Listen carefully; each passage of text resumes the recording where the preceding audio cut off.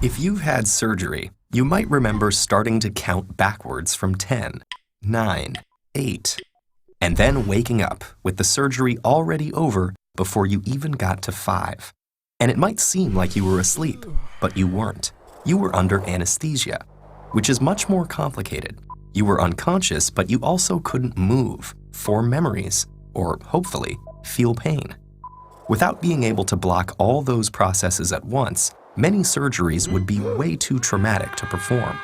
Ancient medical texts from Egypt, Asia, and the Middle East all describe early anesthetics, containing things like opium poppy, mandrake fruit, and alcohol.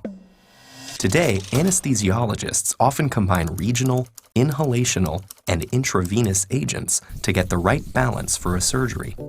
Regional anesthesia blocks pain signals from a specific part of the body from getting to the brain. Pain and other messages travel through the nervous system as electrical impulses. Regional anesthetics work by setting up an electrical barricade. They bind to the proteins in neurons' cell membranes that let charged particles in and out and lock out positively charged particles. One compound that does this is cocaine, whose pain-killing effects were discovered by accident when an ophthalmology intern got some on his tongue. It's still occasionally used as an anesthetic, but many of the more common regional anesthetics have a similar chemical structure and work the same way.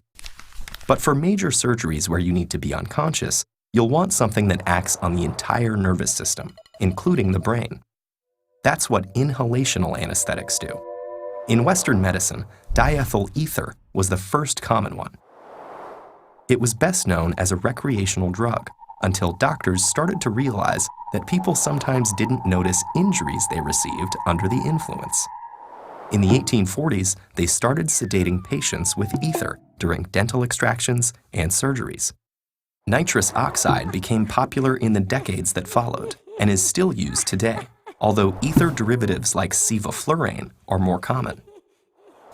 Inhalational anesthesia is usually supplemented with intravenous anesthesia, which was developed in the 1870s.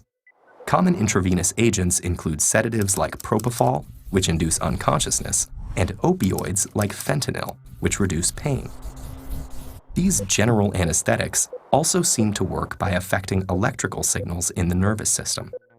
Normally, the brain's electrical signals are a chaotic chorus as different parts of the brain communicate with each other. That connectivity keeps you awake and aware. But as someone becomes anesthetized, those signals become calmer and more organized, suggesting that different parts of the brain aren't talking to each other anymore.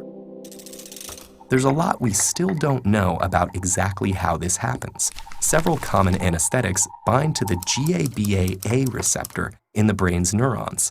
They hold the gateway open, letting negatively charged particles flow into the cell. Negative charge builds up and acts like a logjam, keeping the neuron from transmitting electrical signals. The nervous system has lots of these gated channels, controlling pathways for movement, memory, and consciousness. Most anesthetics probably act on more than one, and they don't act on just the nervous system. Many anesthetics also affect the heart, lungs, and other vital organs.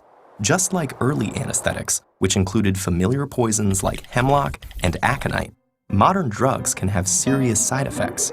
So an anesthesiologist has to mix just the right balance of drugs to create all the features of anesthesia, while carefully monitoring the patient's vital signs and adjusting the drug mixture as needed. Anesthesia is complicated, but figuring out how to use it allowed for the development of new and better surgical techniques. Surgeons could learn how to routinely and safely perform C-sections, reopen blocked arteries, replace damaged livers and kidneys, and many other life-saving operations.